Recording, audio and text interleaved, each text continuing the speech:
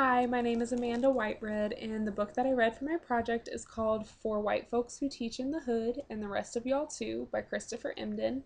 Christopher Emdin was a student in urban schools or schools from the hood. He refers to them throughout his book as urban schools, and then he grew up to teach in those schools. He noticed the disconnect between the way that the teachers were teaching and the way that he felt students from the hood best learned. And so he went on to get his doctorate degree in education, and now he actually spends a lot of his time traveling to different schools and teaching teachers how to teach students that are from the hood. The first thing that he talks about in his book, I think, is really important that he talked about this especially first, and that is the title of the book and what he means by when he says white folks.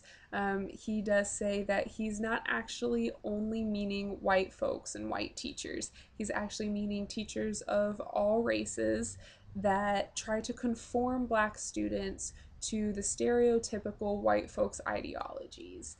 And so he does make it clear that, he's not talking about all white teachers, and he's not talking about teachers of a different race. He's just talking about teachers in general who try to conform the Black students. I think it was really important that he stated that and made sure that his readers knew that, because race can be such a touchy subject. And so immediately making sure that people don't feel targeted or blamed when you're talking about race is really important.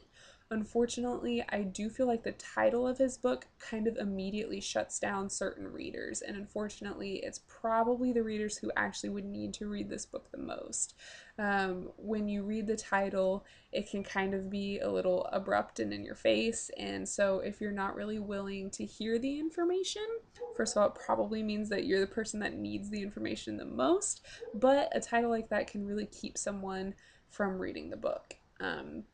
One of the very first things that he talks about right in the introduction is he draws a correlation between the teachers that taught the early Native American Indians and the teachers that are now teaching students in the hood. And the correlation that he draws is that the teachers back then saw the Indians' ways as being savage, and so the teachers wanted to conform them into the stereotypical white person's ideologies. And he's saying that teachers now are trying to do the same thing to Black students in the hood.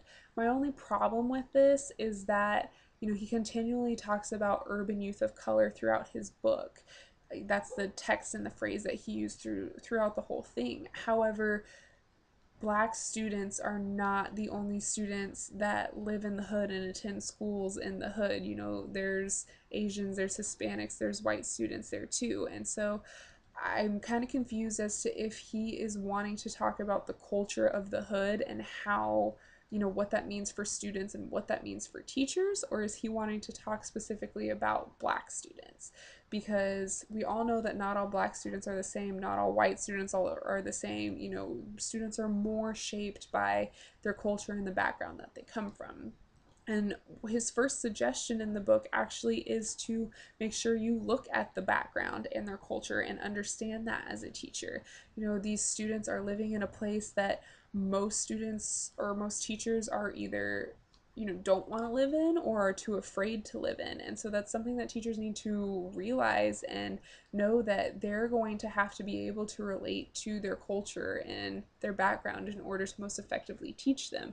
And he suggests doing this by teachers actually going out into those communities. You don't have to live there, but at least being present there, attend events there, church or a block party or a pickup basketball game, just something, so that you can understand the culture and the background that these students are coming from. Plus, it's also good for your students to see you outside of school and realize that you are just a normal human being that does some of the same things that they do, so that students can kind of start to close the gap between the two worlds and make what they are doing and learning in school more applicable to their real life. A way that he suggests to do this is to use popular landmarks in the areas that they are from in order to teach your lessons. So maybe using the distance of a bridge in a math problem or something like that, and make sure it's a bridge that students know about, maybe a place that they like to hang out or something like that. That's a really good way to kind of close that gap between the two worlds for them and make what they are learning applicable to the rest of their life. Other things that he talks about in the book, again, are things that we talked about in class, and that's code switching. And then he also talks about decorating the classroom. And one of the suggestions that he has for decorating the classroom that I really liked was painting a wall with the chalkboard paint and then allowing students to use chalk to create graffiti artwork on the classroom wall. And it can be erased and redone, whatever, changed throughout the years, but it's kind of just a living piece of artwork in the classroom. And I thought that was a really cool idea. Something else that he suggests to do is, for instead of having your students write papers, to have them write rap songs, and then even to go as far as having a rap battle maybe between two different classes or even between different schools. And the assignment itself would be to write the rap, and that's what would be graded. But then the step further, if students were willing to actually participate in the rap battle, then that could be extra credit work.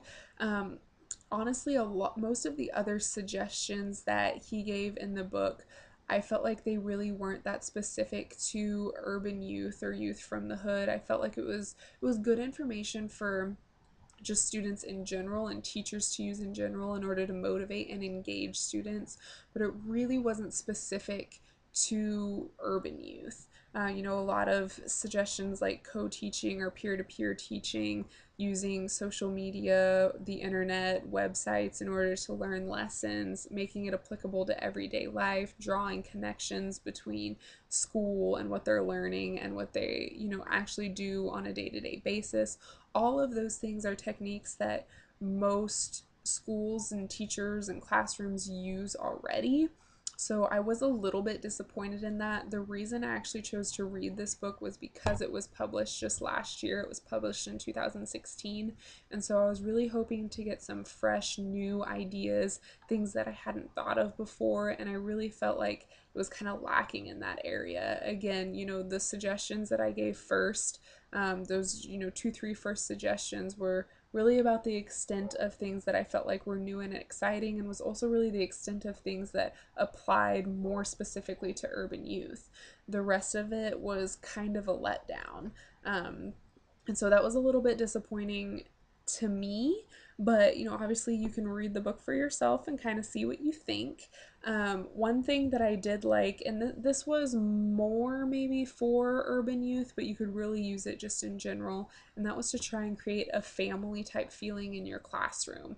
And the reason that I think this is a cool idea is because a lot of students come from single family homes, but then specifically a lot of students from the hood, their family, they will tell you, is not their actual blood related family. It's their close friends and the people that they hang out with and run with, and that is their family. And so if you can kind of invoke that inside the classroom, that can be a really powerful tool to use as well.